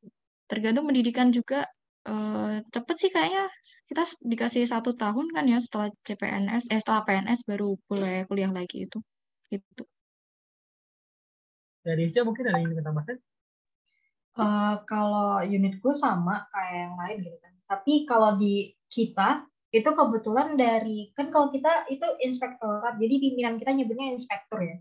Dari Bapak Inspektur sendiri itu udah kayak udah kalian nanti kalau misalnya udah PNS udah cepet-cepet aja misalnya ikut diklat gitu kan. Ikut ya ibaratnya memperbanyak kompetensi kita lah. Jadi kebetulan kita itu baru bisa jadi auditor sebenarnya. Jadi auditor pertama itu setelah kita 2 tahun di inspektorat kalau aku jadi kayak nanti kita emang udah nih selesai latsar kan diangkat jadi PNS terus kita ikut diklat segala macam kita jadi auditor terampil. Nah untuk jadi auditor pertama atau auditor muda segala macamnya itu auditor ahli pertama, ahli muda, ahli media itu kita harus ada ibaratnya udah mengabdi 2 tahun dulu di inspektorat. Jadi ibaratnya pimpinan aku sekarang itu menyarankan kayak ya udah kita emang sering-sering ikut diklat, kita sering audit itu biar nanti ibaratnya karena kita itu fungsional tertentu, auditor itu hitungannya kita ada SKP.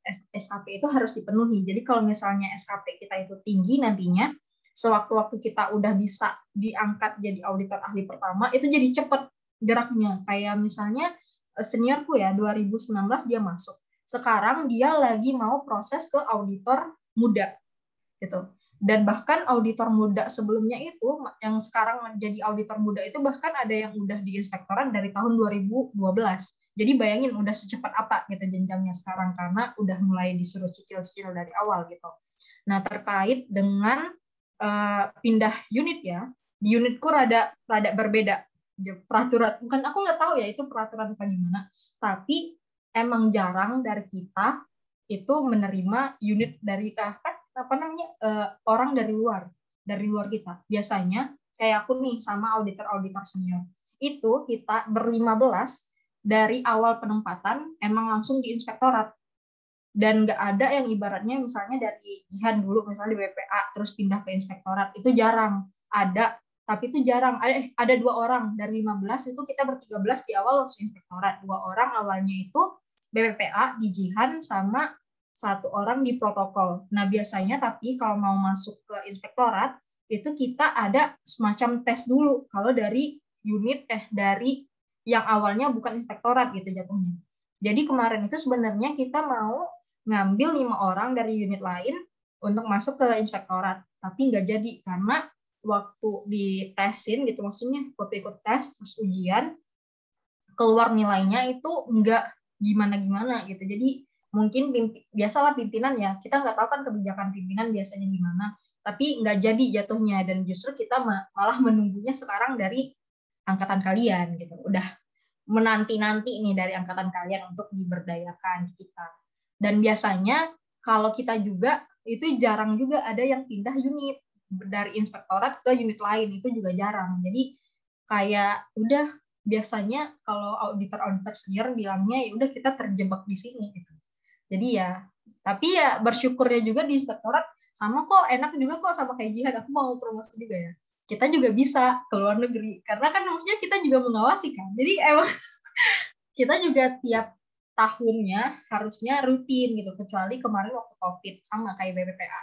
Dan kalau misalnya Jihan baru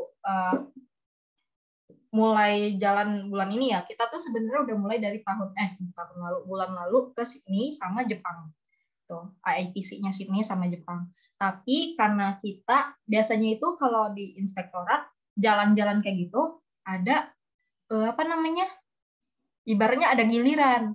Jadi pasti kena, tapi emang harus bergilir gitu. Jadi harus sabar-sabar. Misalnya kayak kemarin aku sama teman-teman juga udah diikutin kok, maksudnya udah pernah terjadi diikut audit ke teman-temanku ya, aku belum. Teman-temanku itu udah ada yang ke Aceh untuk audit, udah ada yang ke Kalimantan Selatan.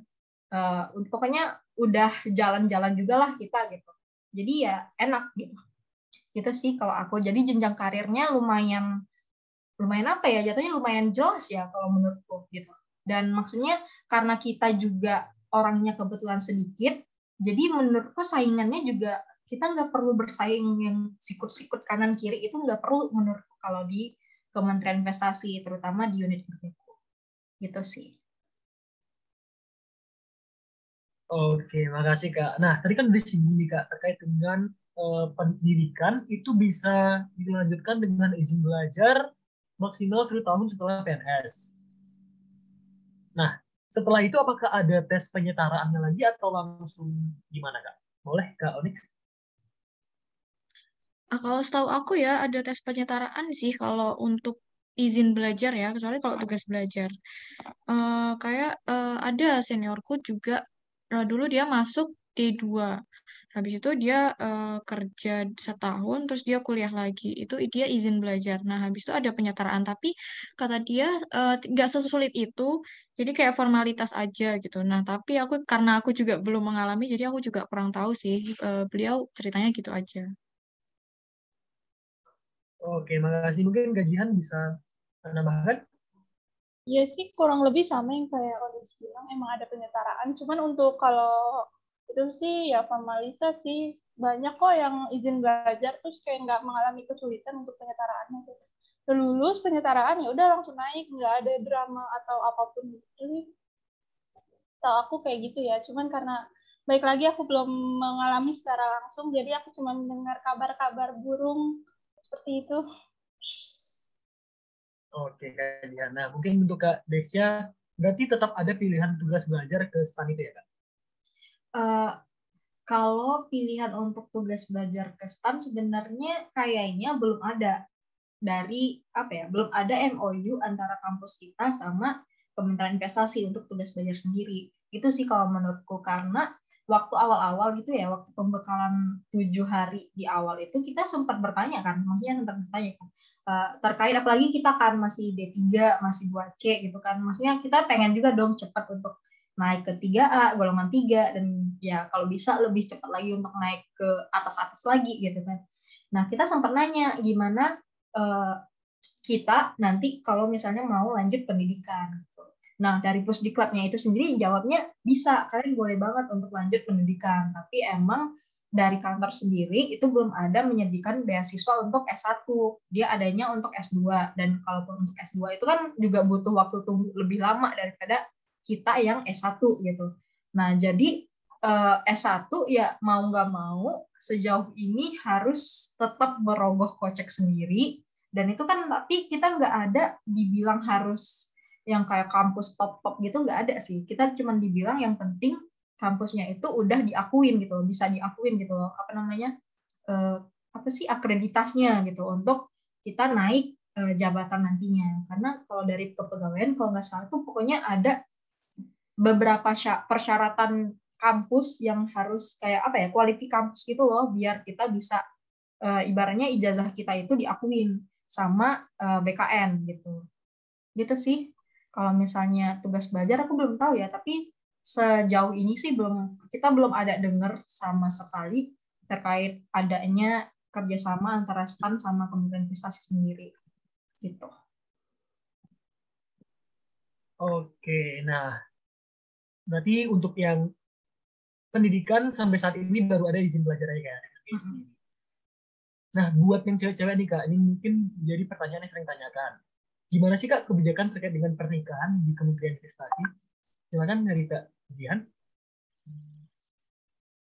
Untuk kebijakan sih nggak ada kebijakan khusus ya, karena kebetulan di Kementerian Investasi sendiri tuh banyak banget sesama pegawai yang saling menikah. Jadi nggak ada larangan, nggak boleh menikah satu kantor itu nggak ada larangan banget. Bahkan bisa aja kemungkinan menikah sesama seunit tuh bisa aja sih kalau memang jodohnya di unit yang sama ya. Cuman banyaknya sih berbeda unit, tapi memang nggak ada larangan khusus sih untuk menikah tuh. Ya udah menikah kalau sama-sama mau aja nggak apa-apa menikah. Didukung kayaknya sama pegawai-pegawai yang lain. Kebetulan di unitku sendiri tuh ada 2 orang yang suami dan istrinya itu ada di unit lain. Dan untuk bahkan ada sesama suami istri sesama pangkatnya tuh jabatannya udah eselon 2. Jadi tuh nggak ada apa ya, menikah dengan sesama yang satu kantor itu nggak akan menghalangi kita untuk naik jabatan. Jadi kita berdua tuh baik suami sama istrinya bisa sama-sama mengejar karir ya. Siapa tahu bisa sama-sama menjadi eselon 1, sama-sama menjadi eselon 2. Jadi untuk kebijakan pernikahan sendiri tuh fleksibel banget di kantor kami. Kalau memang jodohnya orang kantor sendiri ya kenapa enggak gitu. Biar nggak jauh-jauh ya. Wah, berarti seruangan pun nggak apa-apa ya Kak, kalau misalnya suami istri ya? Karena tidak ada kebijakan yang mengatur. Nggak ada larangan khusus sih. Jadi, tapi belum pernah lihat ya kalau yang seruangan. Paling beda unit sih. Aku mau nambahin dong, tapi kalau di unitku ya, kita itu kebetulan, ini sebenarnya bercanda doang. Jadi ada sama-sama anak STAN nih, kita saling combang menyomlangi gitu kan. Ada 2 temanku ini.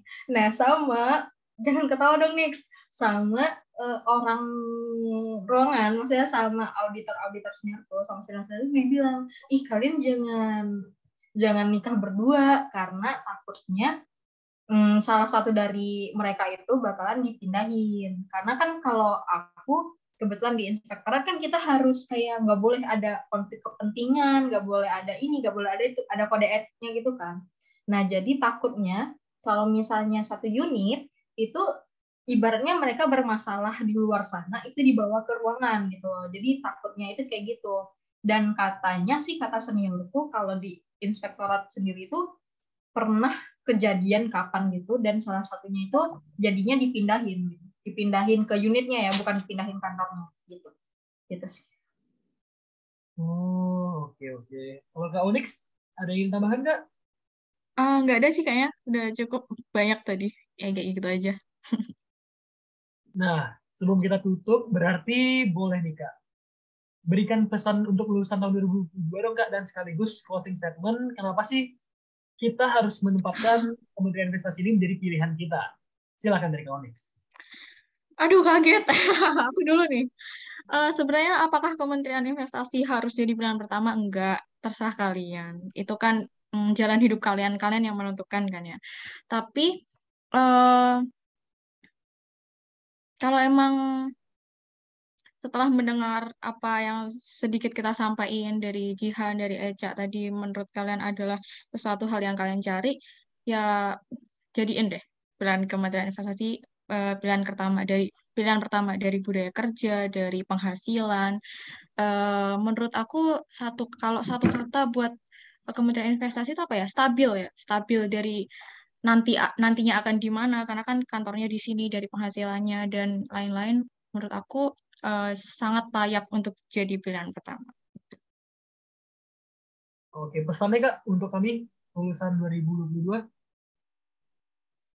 Semoga pesannya ya dalam menentukan pilihan tuh boleh optimis boleh, tapi tetap lihat kapasitas nilai kita, tetap harus realistis bagaimana di angkatan posisinya keberapa dan lain-lain. Tetap itu sih yang pertama harus kita pertimbangkan karena ada temanku yang dia mungkin optimis dengan nilainya, tapi dia nggak lihat potensi-potensi lain gitu. Jadi dia mungkin nilainya merasa dia bagus ya, tapi sebenarnya ketika dilihat di pilihan itu, dia sebenarnya agak terancam nih. Akhirnya dia eh, apa ya bahasa halusnya terlempar tuh. Jadi kayak dia mendapatkan penempatan di luar dari ketiga pilihannya dan itu cukup nyesek sih karena dia nggak ini ya benar-benar nggak expect bakal dapat itu dan itu jauh dan sulit mungkin untuk mutasinya dan lain-lain gitu. Jadi tetap realistis, tetap penuh pertimbangan ya dalam menentukan karena itu kan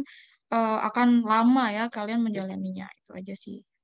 Terima Oke, kasih. makasih Kak Onyx. Selanjutnya ke Kak Jihan. Kalau dari aku sih, kenapa kalian harus milih Kementerian Investasi ya? Tadi sudah banyak aku sebutkan ya keuntungan-keuntungan yang bisa kalian dapat kalau kalian anak yang suka tantangan, suka berpergian gitu-gitu, itu cocok banget di Kementerian Investasi. Karena kita tuh banyak banget ya dinas-dinas luar kota itu, jadi kalian bisa mengeksplor hal-hal baru di sana tanpa kalian harus menetap di sana. Jadi kayak terus kalau anaknya suka traveling, mencoba makanan baru, itu bisa banget pilih Kementerian Investasi karena kami sangat terbuka jalannya ya untuk dinas-dinas itu. Jadi nggak perlu dinas berangkat bersama unit lain pun, kami sering diajak dinas sama unit-unit yang teknis seperti itu untuk mengikuti kegiatan mereka. Jadi kalaupun kalian ditempatinnya di kayak kami di bawah sesama, kalian tuh nggak akan nguplek di sesama aja, kalian bahkan akan mendapat kesempatan untuk belajar dari ikut dinas dengan unit-unit lain. Jadi kalau kalian emang anaknya suka tantangan, bisa tuh. Dan kalian emang kalau anaknya suka mengurusi tentang uang, tuh cocok banget sebenarnya di Kementerian Investasi. Karena dari kami tuh nggak jauh-jauh ujung-ujungnya ya tentang duit juga, tentang investasi. Investasi itu kan berupa duit ya yang dihitung. Jadi sebenarnya kami tuh nggak jauh beda sama Kementerian Keuangan. Sama-sama mengurus duit, cuman bedanya Kementerian Keuangan ngambilnya dari pajak, kalau kami dari investor. Jadi kami nggak berurusan langsung, stakeholder itu nggak langsung masyarakat. Jadi kami stakeholder itu investor. Jadi kalian setiap hari tuh di lantai 1 PTSP itu kalian akan bertemu investor-investor, dan yang punya usaha itu kalian akan bertemu orang-orang keren sih kalau di kantor kami. Nggak kita tuh nggak akan di situ-situ aja, kita akan berkenalan dengan orang baru, orang-orang keren, orang-orang yang punya usaha. Jadi kalau kalian memang berminat, pilihlah Kementerian Investasi. Kalau dari aku sih pesannya kayak sama sih kayak Onyx, pertimbangkan dengan baik apa pilihan kalian, karena tidak boleh terlalu optimis ya. Kalau pilihan ini jujur aja aku juga waktu milih tuh nggak optimis, bukan orang yang optimis gitu. Sesuai dengan kemampuan dan nilai kalian. Kalau misalnya sekiranya nggak aman pilih itu, ya jangan dipilih. Oke, jangan dipilih untuk keselamatan kalian. Kalau kalian memang ingin banget diterima di pilihan yang kalian pilih. berdasarkan lihat nilai masing-masing sih ya. Soalnya banyak, nggak 1-2 temanku itu yang emang dilempar ke pilihan yang mereka nggak pilih sama sekali, dan itu tuh sebenarnya nggak mengenakan juga ya buat kita, buat keluarga kita, karena kan kita milih juga tuh sebenarnya banyak pertimbangan yang perlu dipertimbangkan, kayak pertimbangan keluarga, pertimbangan apa. Ya udah itu aja sih dari aku sih. Oke, makasih Kak Jihan. Last but not least, silakan Kak Eca. Kalau dari aku, kenapa kalian harus pilih Kementerian Investasi? Pertama, pasti nih ya, pasti kita selalu di ibu kota negara. Jadi kita tuh selalu di pusat gitu. Entah kita akan pindah nanti ke IKN, entah atau tidak, itu kita kita tuh nggak tahu pastinya. Tapi kalau nggak salah sih kita itu terkategori kementerian yang di akhir-akhir bakalan pindahnya. Jadi masih banyak lah waktu kalian untuk menghabiskan waktu di Jakarta gitu kan. Nah, kalaupun enggak, ada rumor juga katanya Kementerian Investasi itu nggak bakalan pindah ke IKN. Aku juga nggak tahu ya itu beneran apa enggak. Tapi katanya nggak bakalan pindah IKN karena kan kita itu yang mengurus investasi. Jadi kita itu perlu ada di pusat bisnis, dan pusat bisnis yang mau dijadikan itu kan tetap di Jakarta gitu kan. Nah, terus yang kedua, sebenarnya mesti banget nggak sih milih Kementerian Investasi jadi pilihan satu sama kayak Onyx? Nggak mesti, tapi untuk kalian yang terutama itu suka pelajaran ekonomi, baik ekonomi mikro ataupun makro, menurut aku untuk masuk ke kementerian ini itu worth it banget sih. Karena menurutku ya, walaupun aku sendiri itu bukan di unit teknis, tapi aku banyak belajar banget tentang ternyata gini, perizinan berusaha itu kayak gini gitu. Oh ternyata kalau kita mau ada, kan maksudnya kita banyak ya ada yang kayak direktorat kerjasama kerjasama ini ABC gitu, multilateral, bilateral, segala macam. Nah kita tuh jadi kayak punya banyak wawasan banget gitu, dan semakin banyak tahu ternyata kayak gini, ternyata kayak gini. Jadi kita tuh tahu kalau misalnya tiba-tiba kalau orang bilang, kenapa sih investor kita itu dari asing semua? Kenapa sih investor kita dari ibaratnya Cina semua lah, ini semua lah, itu semua. Kita pun jadi tahu, ternyata kayak gini gitu. Terus abis itu, kenapa juga kalian harus milih Kementerian Investasi? Karena sejauh ini kan aku banyak banget yang mendengar ada rumor-rumor yang kayak misalnya, kalau di Pemda itu misalnya TPP-nya nggak cair, apa sih namanya? Pokoknya tukinnya belum dapat, segala macam belum dapat. Nah kebetulan alhamdulillahnya di kementerian kita itu semua hak-hak kita udah enak banget lah, maksudnya udah dapat gitu, nggak ditahan-tahan, nggak selama ini alhamdulillah itu nggak ada masalah terkait hak kita ya. Itu jadi enaknya juga poinnya. Sama kayaknya kita juga termasuk kantor yang ibaratnya lokasinya strategis banget. Kalian mau kemana-mana itu deket, kalian mau ngapa-ngapain itu gampang. Jadi kayak ya enak lah pokoknya di kantor kita. Dan juga lingkungan kerjanya menurut aku ya nggak julid, nggak toksik, nggak yang gimana, enak gitu. Terus juga kan untuk kelebihan-kelebihannya udah kita sebutin, gimana tadi kesempatan karirnya, jenjang karirnya gimana, pendidikannya gimana, terus ya fasilitasnya apa aja yang mungkin bisa jadi bahan pertimbangan kalian. Terus pesan aku buat kalian gitu yang penempatan, pilihlah kalau menurut aku tetap pilih sesuai apa yang kalian mau, maksudnya hati kalian mau itu nggak apa-apa, tapi tetap juga harus pakai strategi gitu loh. Maksudnya kita boleh nih, kita pengen banget sama A gitu, tapi kita juga nggak boleh tutup mata sama indikator-indikator lainnya, maksudnya pertimbangan-pertimbangan lainnya kalian. Karena menurut aku kerja itu nggak sama kayak kita kuliah. Kita kuliah, misalnya kita nggak nyaman, kita bisa keluar, kita bisa berhenti, kita bisa, maksudnya ya ibaratnya ya udah kan kuliah di tempat lain bisa gitu-gitu. Nah sedangkan kalau kalian udah kerja itu pasti banyak lagi yang harus kalian pertimbangin. Gak mungkin kan misalnya kalian kelempar, amit-amitnya gitu, buruk-buruknya itu kelempar, terus kalian gak nyaman di tempat itu, terus kalian mau memutuskan untuk ya udahlah aku mau keluar, aku nggak mau kerja, itu kan nggak bisa gitu aja kan. Ditambah kan kalian tahu sendiri kampus kita gimana, maksudnya ada kebijakan ganti rugi gitu kalau kita keluar. Jadi itu menurut aku penting banget buat nyiapin strategi dan nyiapin mental sih, itu paling penting. Karena menurutku kalau kita udah nggak seneng di suatu tempat atau nggak nyaman sama suatu tempat, terus kita ada di situ, jadinya kalian nanti nggak luwes gitu loh untuk kerja, nggak enak gitu loh untuk berkembang gitu sih menurut aku. Dan pokoknya apapun yang terjadi, semoga itu yang terbaik untuk kalian, semoga dilancarkan semua urusannya, semoga apa yang kalian pengen, apa yang kalian mau itu ya dikabulin gitu kan. Terus juga kita ngucapin selamat karena kalian udah lulus, keren banget. Terus udah wisuda offline, udah yudisium offline, itu keren banget. Kita melihat acara-acara kalian, jujur iri, jujur iri, jujur iri karena kita kan online ya. Terus ya semoga lah urusan-urusan kalian ke depannya itu dilancarkan. Dan kalau misalnya kalian butuh bantuan, butuh informasi dan lain-lain, kalian bisa hubungin kita. Boleh kok, maksudnya hubungin kita bertiga atau hubungin teman-teman yang lain kalau mau dapat informasi gitu, dapat kiat-kiat segala macamnya. Walaupun ya kita sebenarnya kita juga nggak tahu ya, tetap lagi ini tuh takdir rezeki gitu kan, nggak tahu lah gimana. Dia semoga nggak jadi suatu hal yang buruk ke depannya untuk kalian. Itu pesan dari kita, dari aku. Oke, makasih banyak Kak Onyx, Kak Desya, dan Kak Jihan sudah mau sharing-sharing nih sama kita yang masih galau terkait dengan penentuan keputusan menaruh instansi atau KL apa nih sebagai pilihan pertama 1, 2, dan 3 kita. Nah, semoga teman-teman Pentak di sini setelah mendengarkan obrolan kita kali ini, episode Kementerian Investasi, bisa tercerahkan nih pikirannya dan bisa langsung menentukan untuk penempatan ke depannya. Terima kasih banyak sekali lagi Kak Onyx, Kak Jihan, dan Kak Desya. Semoga sukses di tempatnya dan semoga semakin banyak rezeki-rezeki yang datang. Terima kasih. Saya Jenana Sindu sebagai moderator kali ini pamit undur diri. Terima kasih banyak Kak. Terima kasih. Sama-sama. Makasih juga Makasih kesempatannya. juga. Semangat.